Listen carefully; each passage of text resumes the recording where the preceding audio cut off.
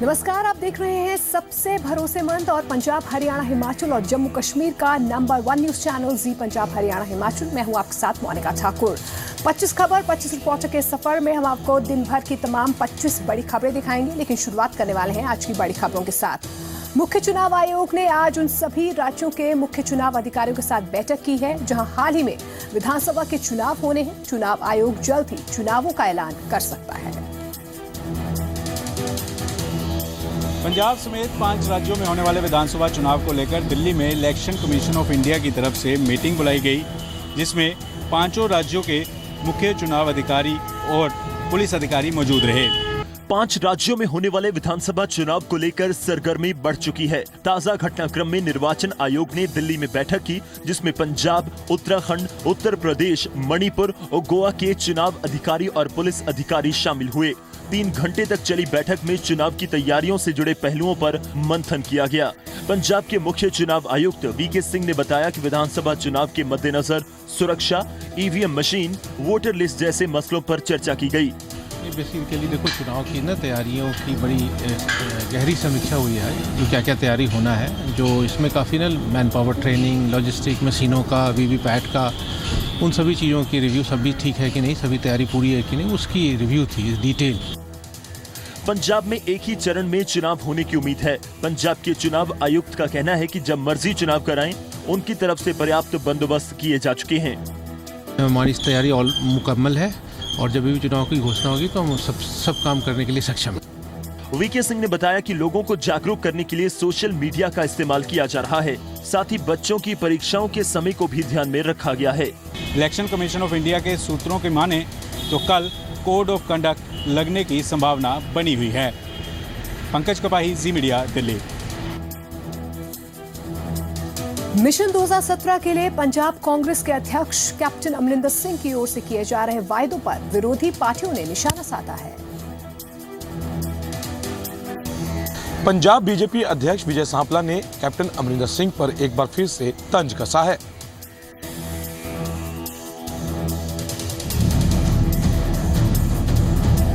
Captain Amarinder Singh Punjab के हर घर को एक रोजगार देने की बात कर रहे हैं। वो दावा कर रहे हैं कि सूबे को चंद हफ्तों में नशा मुक्त बना देंगे, लेकिन उनके तमाम दावों की बीजेपी जमकर खिल्ली उड़ा रही है। पंजाब बीजेपी अध्यक्ष की माने तो कैप्टन साहब को ना तो सूबे की चिंता है और ना ही पार्टी की। बीजेपी के राज्यसभा सांसद श्वेत मलिक ने भी कैप्टन से पुराने कार्यकाल का हिसाब मांगा है। आज जिथे राजनीतिक दल आपो अपने दस रहे आ, वो अज भी अपने उन्होंने विदेशी मित्रों के नाल खूब मस्त जिंदगी जी रहा और महीने 1.5 महीने तो तुसी भी किते नहीं किते ने देखिया। मैनू किसे लिए बड़ा हास्यास्पद लगता है कि कैप्टन अमरिंदर सिंह जी एक झूठ का पिटारा लैके आ गए। ਉਹਦੇ ਵਿੱਚ मोबाइल देंगे नहीं करन, फ्यूचर ना करन। कांग्रेस ने लंबे समय तक राज किया है पंजाब दे विच। 60 साल लगभग उन्होंने देश ही शासन रहा, पंजाब ही शासन रहा। पहले उन्होंने की दिता ਉਹਦਾ हिसाब देन कदी नहीं देंगे। मैं उन्होंने कहा कि इंफ्रास्ट्रक्चर के उत्ते अपना श्वेत पत्र जारी करो कि तुसी डेवलपमेंट की कराई है। हासिफ इस मौके पर विजय सांपला ने आम आदमी पार्टी पर तीखा हमला करने से भी गुरेज नहीं किया। उन्होंने आम आदमी पार्टी की कथनी और करनी में अंतर होने की बात कही है। आम आदमी पार्टी को तुसी इत्थे सुनिया होगा, टोपी वाले जिन्होंने कहते वो इत्थे कुछ कहा आया, दिल्ली जाके कुछ कहता और इत्थे आया इस वही गल के उत्ते कुछ होर किया, हरियाणा च कुछ किया, दिल्ली में गया, कोर्ट च कुछ होर किया, मुड़ के आया फिर कुछ होर किया। सो दी करनी और कथनी दे विच बड़ा फर्क है। इत्थे आण के कहंदा कि मैं नशा मुक्त कर देंगा, उत्थे उन्हें 450 ठेके खोलते, महला वाले भी बखरे खोल देते। पंजाब बीजेपी ने आम आदमी पार्टी की यूटर्न पॉलिसी को भी एक बार फिर से भुनाने की कोशिश की है। दिल्ली से पंकज कपाही और अमृतसर से राजन गोसाई के साथ निप्रिंजा, जी मीडिया, चंडीगढ़। पंजाब बीजेपी ने अभी तक विधानसभा चुनाव के लिए अपने उम्मीदवारों की लिस्ट जारी नहीं की है, लेकिन पार्टी का दावा है कि तय समय पर सभी उम्मीदवार घोषित कर दिए जाएंगे। पंजाब बीजेपी ने संगठन के सिस्टम का हवाला देते हुए तय समय पर टिकटों के ऐलान करने का दावा किया है। बीजेपी ने पंजाब विधानसभा चुनाव के लिए फिलहाल अपने उम्मीदवार मैदान में नहीं उतारे हैं। अपना पंजाब पार्टी, आम आदमी पार्टी और कांग्रेस एक या उससे ज्यादा लिस्ट जारी कर चुकी है। जबकि बीजेपी सबसे पीछे चल रही है। इसको लेकर बीजेपी की दलील है कि पार्टी का केंद्रीय नेतृत्व उम्मीदवारों का चयन करता है और तय समय पर ऐलान कर दिया जाएगा। जनता पार्टी का एक प्रोसेस है, पार्लियामेंट्री बोर्ड है, वो जब भी निश्चित करेगा। हमारे लिए तो हर कार्यकर्ता ही कैंडिडेट होता है। हर कार्यकर्ता जिम्मेवारी से ये समझ के चलता है कि मेरे लिए चुनाव उतना ही महत्वपूर्ण है जितना घोषित प्रत्याशी के लिए है। जब भी कोई प्रत्याशी घोषित होगा, सारा संगठन उसके साथ होगा। यहाँ प्रत्याशी चुनाव नहीं लड़ते, यहाँ संगठन चुनाव लड़ता है। 23 विधानसभा जी भारतीय जनता पार्टी लड़ रही है, उन सारे ते यात्रा जरूर जावांगे। विजय संकल्प जिस तरह इसका नाम है, इसका मतलब ही ये दसना है कि असी सारिਆਂ ने आने वाली चोणां दे विच वर्करां ने एक संकल्प के रूप में इस यात्रा नूं लेना है। दूसरी तरफ कांग्रेस का कहना है कि अकाली बीजेपी का हारना तय है। ऐसे में जिस मर्जी को टिकट देकर मैदान में उतारे, उससे कोई फर्क नहीं पड़ता। अकाली दल जिन्ने मर्जी कैंडिडेटा का ऐलान कर दे, लेकिन मैं बार बार कह रहा कि ये हारन वाले कैंडिडेट है, एक जितने वाले कैंडिडेट नहीं है। ये तो सारे के सारे वो कैंडिडेट है जिहड़े लोगों के रिजेक्ट किए हुए कैंडिडेट है। मैं समझना कि जिन्ने मर्जी कैंडिडेट चुन पाए, अज डिकलेयर कर लैन, कल डिकलेयर कर लैन, या पहले डिकलेयर किए हुए कैंडिडेट है। इन्हां सारियां दा ही बुरा हाल होना। बीजेपी भी अब वही राग आलाप रही है जो लिस्ट जारी करने से पहले कांग्रेस कहा करती थी। ब्यूरो रिपोर्ट के साथ ललित शर्मा, जी मीडिया, चंडीगढ़। मिशन हैट्रिक के लिए पंजाब बीजेपी की विजय संकल्प रथ यात्रा जारी है। बीजेपी की विजय संकल्प रथ यात्रा का दूसरा चरण आज से शुरू हो गया। पंजाब बीजेपी इस यात्रा के जरिए केंद्र और राज्य की योजनाओं और उपलब्धियों को जन जन तक पहुंचाने की कोशिश में है। यात्रा के दूसरे पड़ाव की शुरुआत तख्त श्री केसगढ़ साहिब में मत्था टेकने के बाद हुई। केंद्रीय मंत्री और पंजाब बीजेपी अध्यक्ष विजय सांपला की अगुवाई में यात्रा श्री अनंतपुर साहिब से फगवाड़ा के लिए रवाना हुई। इस यात्रा में उद्योग मंत्री मदन मोहन मित्तल भी शामिल हुए। यात्रा उन इलाकों से गुजरेगी जहां से बीजेपी के उम्मीदवार चुनाव लड़ते हैं। पंजाब बीजेपी अध्यक्ष ने बताया कि यात्रा का मकसद लोगों को केंद्र और राज्य सरकार की उपलब्धियां और योजनाओं से अवगत करवाना है। 23 विधानसभा जी भारतीय जनता पार्टी लड़ रही है, उन सारे ते यात्रा जरूर जावांगे। विजय संकल्प जिस तरह इसका नाम है, इसका मतलब ही ये दसना है कि असी सारिਆਂ ने आने वाली चोणां दे विच वर्करां ने एक संकल्प के रूप में इस यात्रा नूं लेना है और नाल जिहड़ियां साडीआं पंजाब सरकार दीआं उपलब्धियां, केंद्र सरकार दीआं उपलब्धियां, उन्हां नूं असीं लोकां तक पंजाब बीजेपी की विजय संकल्प यात्रा को लेकर कांग्रेस चुटकी ले रही है। उसका दावा है कि यात्रा निकालने से बात नहीं बनेगी, जबकि बीजेपी के राज्यसभा सांसद यात्रा के जरिए कांग्रेस और आम आदमी पार्टी के दुष्प्रचार को फेल करने की बात कह रहे हैं। तो यह है कि बीजेपी की जी संकल्प यात्रा हैगी है, वो बड़े गलत संकल्प लै रही है। उन्होंने संकल्प लेना चाहिए कि जिहड़ी असी नोटबंदी का फैसला किया है, वो भविख की दुनिया की सब तो बड़ी गलती है। तो उन्हों की गलती की उन्होंने माफ़ी मंगनी चाहिए है पूरे देश के कोलों। और मैं समझना कि ये संकल्प यात्रा हैगी है, ये सिर्फ एक सोची समझी इन्होंने वोट की रणनीति हैगी है, राजनीति हैगी है, और लोगों ने इन्हों कोई खैर नहीं पानी। इन्होंने जिन्ना मर्जी कर लें। संकल्प विजय संकल्प यात्रा जिहड़ी है, वो असी अपने द्वारा किए कम्मां ਦਾ ਲੋਕਾਂ ਨੂੰ ਹਿਸਾਬ ਦੇਣ ਲਈ ਜਨਤਾ ਦੇ ਦਰਬਾਰ ਹੀ ਜਾ ਰਹੇ ਹਾਂ, ਜਿਹਦੇ ਵਿੱਚ ਸ਼ਾਨਦਾਰ ਇਨਫਰਾਸਟ੍ਰਕਚਰ ਦੀ ਡਿਵੈਲਪਮੈਂਟ ਕੀਤੀ ਹੈ। ਸੰਕਲਪ ਯਾਤਰਾ ਹੈ, ਇਹ ਲੋਕਾਂ ਨੂੰ ਅਵੇਅਰ ਕਰਨ ਲਈ ਹੈ ਕਿ ਜਿਹੜੇ ਗੁੰਮਰਾਹ ਕਰਨ ਵਾਲੇ ਤੱਤਵ, ਚਾਹੇ ਉਹ ਕਾਂਗਰਸ ਹੋਏ ਚਾਹੇ ਆਮ ਆਦਮੀ ਪਾਰਟੀ ਜਿਹੜੀ ਦਿੱਲੀ ਦੇ ਵਿੱਚ ਲੋਕਾਂ ਨੂੰ ਧੋਖਾ ਦੇ ਕੇ ਪੰਜਾਬ ਵਿੱਚ ਆ ਗਈ ਹੈ, ਉਹਨਾਂ ਤੋਂ ਜਾਗਰੂਕ ਕਰਨ ਲਈ ਹੈ। पंजाब बीजेपी की विजय संकल्प यात्रा उन सभी 23 हलकों से गुजरेगी जिन हलकों से बीजेपी के उम्मीदवार चुनाव लड़ते हैं। कैमरामैन रजत के साथ विमल कुमार, जी मीडिया, श्री अनंतपुर साहिब। पटना में गुरु गोविंद सिंह जी के 350वें प्रकाश पूर्व के मौके पर चल रहे समागमों में शामिल होने के लिए पंजाब कांग्रेस अध्यक्ष कैप्टन अमरिंदर सिंह भी पटना साहिब गुरुद्वारा पहुंचे और नतमस्तक हुए।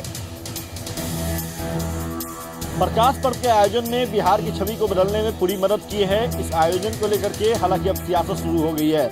सियासत के तार पंजाब विधानसभा चुनाव से जुड़ रहे हैं। पंजाब कांग्रेस अध्यक्ष कैप्टन अमरिंदर सिंह ने तख्त श्री पटना साहिब पहुंचकर गुरु के दरबार में मत्था टेका। कैप्टन ने नतमस्तक होकर विश्व शांति के लिए कामना की। इसके बाद कैप्टन अमरिंदर सिंह गांधी मैदान में बनाई गई टेंट सिटी में पहुंचे, जहां उन्होंने गुरु गोविंद सिंह जी के 350वें प्रकाश उत्सव के मद्देनजर किए बंदोबस्त की जमकर सराहना की। बिहार के मुख्यमंत्री नीतीश कुमार की तारीफ करते हुए उन्होंने पंजाब की अकाली सरकार को नसीहत देने की कोशिश की। आपके चीफ मिनिस्टर साहब ने बहुत काम किया है और हम बहुत खुशी हैं जिस तरीके से यहाँ काम हुआ है। 350 साल प्रकाश उत्सव पे काम किया है पटना में, ये मैंने पहले कभी नहीं देखा। पंजाब में नहीं होता, ये अकाली नहीं करते, यहाँ हुआ है। कैप्टन अमरिंदर सिंह ने टेंट सिटी में चलाई जा रही लंगर सेवा में लंगर खाया और इसके बाद उन्होंने लंगर में सेवा दी। इस मौके पर उनके साथ कांग्रेस नेता शकील अहमद, पंजाब कांग्रेस प्रभारी आशा कुमारी और बिहार के शिक्षा मंत्री अशोक चौधरी समेत कई नेता मौजूद रहे। प्रकाश पर्व एक धार्मिक आयोजन है, लेकिन इस आयोजन पर भी सियासत का तड़का लग रहा है। अब यह देखना होगा कि इस आयोजन पर शुरू हुई सियासत का अंजाम क्या होता है।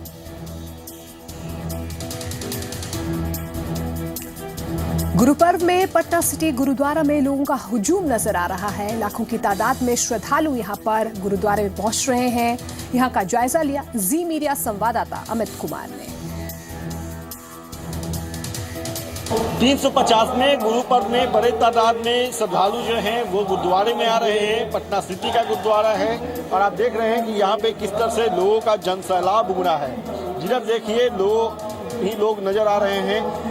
जो गुरुद्वारे में जाने वाले लोग हैं उन्हें पूरी विधिवत तरीके से अंदर प्रवेश किया जा रहा है और आप देख रहे हैं कि किस तरह से जो लोग हैं अपनी पंक्ति में अपने वक्त का, अपने कतार का आने का इंतजार कर रहे हैं और ये सिलसिला जो है वो लगातार चल रहा है।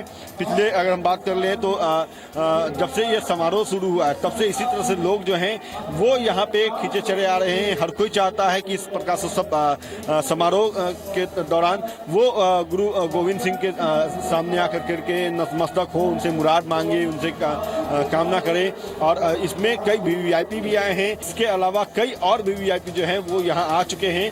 चूंकि यह आयोजन 5 जनवरी तक होना है तो इस दौरान और भी कई वीवीआईपी आ सकते हैं। लाखों के तादाद में इसी तरह से लोग यहाँ आएंगे। सबसे अहम बात है कि यह पूरी व्यवस्था जो आप देख रहे हैं, विधिवत मुकम्मल व्यवस्था जो देख रहे हैं वो बिहार सरकार ने करी है और माना जा सकता है कि नीतीश कुमार ने जो काम किया है उसकी सराहना होना यहाँ पे लाजमी है। कैमरा पर्सन सिंधु मनीष के साथ अमित कुमार, जी मीडिया, पटना। 350वें प्रकाश उत्सव पर देश विदेश से सभी सिख समुदाय के लोग पटना पहुंच रहे हैं और गुरु साहिब के दरबार में नतमस्तक हो रहे हैं। ऐसे एक परिवार से बात की जी मीडिया संवाददाता अमित कुमार ने। 350 में गुरु पर्व में दूर दराज से लोग आ रहे हैं, देश विदेश से भी श्रद्धालु आ रहे हैं। हमारे साथ एक ऐसा परिवार है जो गुरु गोविंद सिंह के दरबार में मत्था टेकने आया है। इनसे जानते हैं, सर आप यहाँ पे आए, आपने क्या देखा, गुरु जी से आपने क्या मुराद की? हमने गुरु जी से मुराद की कि ये जो साथ संगत आई है, इतनी खुशी, इतने पर्व जो मनाए जा रहे हैं, ये 350 साल जो कि हमारे लाइफ में, मतलब आज हमारी उम्र जो भी 40 साल हो गई है, हम शायद दोबारा नहीं देख पाएंगे। ये संगत ने जो ये नज़ारा देखा है, ये मिनी पंजाब बन गया है। इसमें सभी का बहुत सहयोग है, गुरुद्वारा प्रबंधक कमेटी का सहयोग है, नीतीश कुमार जी का भी बहुत सहयोग है। आपके पंजाब के मुख्यमंत्री भी आए थे, उन्होंने भी काफ़ी तारीफ की इस गुरु पर्व की। आप अपने परिवार के लिए, अन्य लोगों के लिए क्या कामना आपने किया है? हम यही सोचते हैं कि सब जो भी हर साल इसी तरह से रौनक रहे, हर साल इसी तरह से रौनक रहे पटना में। बहुत अच्छा लग रहा है, इतना अच्छा कीर्तन दरबार और इतने अच्छे रागी बाहर से आए हुए हैं, वो भी बहुत मजा आ रहा है कीर्तन सुनने का भी। तुम बताओ बाबू क्या? मुझे एक सिख होते हुए बहुत प्राउड हो रहा है क्योंकि पूरे वर्ल्ड वाइड से लोग आ रहे हैं ये बस इस गुरुद्वारे को देखने के लिए और बहुत अच्छा भी बन गया है गुरुद्वारा और ये गुरु के जन्म स्थान है, तो फिर हमें प्राउड होना चाहिए कि हम यहाँ पे रह रहे हैं। बिल्कुल, देखिए ये बहुत छोटा बच्चा है लेकिन बहुत ही बड़ी बात इसने की है कि आज इसे प्राउड हो रहा है सिख होने पे और जो इन लोगों ने कहा है कि जो व्यवस्था यहाँ पे की गई है वो अद्भुत है और इसके लिए मुख्यमंत्री नीतीश कुमार को तहे दिल से ये लोग शुक्रिया भी कर रहे हैं। कैमरा पर्सन सिंधु मनीष के साथ अमित कुमार, जी मीडिया, पटना। प्रकाश पर्व में शामिल होने बड़ी तादाद में विदेशों से सिख श्रद्धालु यहां पर पहुंच रहे हैं। कुछ श्रद्धालु तो ऐसे हैं जिन्होंने अपनी पूरी जिंदगी विदेशों में गुजारी है और अब पहली बार जब भारत आने का मौका मिला तो बिहार की धरती पर ही कदम रखा। हमारे संवाददाता आशुतोष ने कैलिफोर्निया से आए सिख श्रद्धालु से बातचीत की है। गुरु गोविंद सिंह जी के 350वें प्रकाश पर्व के ऐतिहासिक घड़ी का गवाह बनने कैलिफोर्निया से भी लोग सब आए हुए हैं। आप देख सकते हैं हमारे साथ सारे लोग यहाँ पर पहुँचे हुए हैं और ख़ास बात ये है कि ऐतिहासिक पल को कोई गंवाना नहीं चाहता है। मैडम ये बताइएगा कि आप लोग कहाँ से आई हैं और क्या मकसद है? सर आप लोग लॉस एंजल्स से आए हैं, कैलिफोर्निया से। तो स्पेशली इस गुरु गोविंद सिंह जी के 300 350 साल का जो जन्मदिन मना रहे हैं, सेलिब्रेशन कर रहे हैं इस पटना गुरुद्वारे में। बहुत अच्छा शहर आपने बहुत अच्छा सजाया है, इसको बहुत मज़ा आ रहा है। और हम सब लोग जितने भी है ये लॉस एंजल्स से आए हैं कैलिफोर्निया से, तो बहुत अच्छा लग रहा है हमको। अच्छा, वहाँ से आप लोग चल रहे थे बिहार के बारे में, पटना के बारे में कुछ ख्याल लेकर चल रहे थे या फिर आने के बाद एहसास हुआ नहीं वाकई जो सोचा था वो नहीं है? बिल्कुल ऐसा ही आपने सच ही बोला, क्योंकि वहाँ से हमको बहुत अच्छी न्यूज़ नहीं मिल रही थी। बहुत भीड़ भड़ाका होगा, ये होगा, लेकिन ये सरकार ने बहुत अच्छा इस्तेमाल किया हुआ है। सब लोग कितना प्यार देते हैं। इंस्पेक्टर रात को हमको गूगल में मैप में देख के रास्ता दिखा रहा था, तो बहुत प्यार मिला हमको। बहुत खुशी हुई यहाँ आने के लिए। अच्छा मैम, कैसा फील हुआ यहाँ? बहुत ही अच्छा लगता है। जब भी से हम आए एयरपोर्ट से ही लोग हमको गाइडेंस पूरी दी और सब कुछ दिखाया, तो हमको बहुत मज़ा आ रहा है। और सभी लोग इतने अच्छे प्यार वाले लोग, तो हमें हमारी यही इच्छा कि भगवान सबको ऐसे यूनिटी में ही रखे सभी को। अच्छा लग रहा है, गुरु की कृपा है, सब प्यार देते हैं हमको। हम इतना ऐसा एक्सपेक्ट नहीं कर रहे थे, लेकिन एक्सेप्टेशन जो है ना बहुत भाई है। ये बहुत दिलचस्प तस्वीर है। पहली बार भारतीय होकर पहली बार इंडिया आए और इंडिया आने के बाद पहली बार बिहार आने का मौका मिला है, वो भी ऐतिहासिक मौका है। और इस मौके में शामिल होकर यहाँ पर सिख लोग निहाल महसूस कर रहे हैं। कैमरामैन जितेंद्र झा के साथ आशुतोष चंद्रा, जी मीडिया, पटना। हरियाणा कैबिनेट की अहम बैठक हुई जिसमें कई मुद्दों पर चर्चा की गई।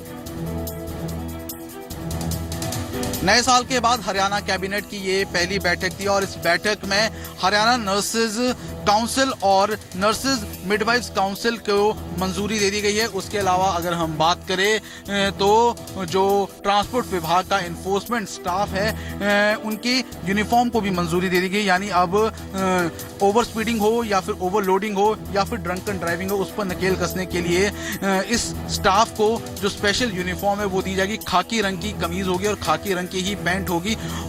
तो कहीं ना कहीं अगर हम बात करें कैबिनेट में इसको भी मंजूरी दे दी गई। उसके अलावा अगर हम बात करें एक अहम जिस पर आज चर्चा हुई है वो पिछले तकरीबन 10 सालों से जो अलग अलग विभाग की प्रशासनिक रिपोर्ट्स हैं उनके ऊपर भी चर्चा की गई है। क्योंकि प्रशासनिक रिपोर्ट्स वो रिपोर्ट्स होती हैं जिनको हाँ जरूर कर दिया गया था उनके कामों को, लेकिन जो पैसा होता है उन विभाग का कई बार नहीं दिया गया होता, तो उसके ऊपर भी चर्चाएं की गई है। तकरीबन 30 ऐसे एजेंडाज है जिसके ऊपर बातचीत की गई है और उसमें से अधिकतर ऐसे एजेंडाज है जिनको आज हरियाणा कैबिनेट ने मंजूरी दे दी है। कैमरा पर्सन जयवीर रावत के साथ ललित शर्मा, जी मीडिया, चंडीगढ़। अपनी मांग को लेकर सर्व कर्मचारी संघ ने आज हरियाणा के परिवहन मंत्री कृष्ण पवार से मुलाकात की।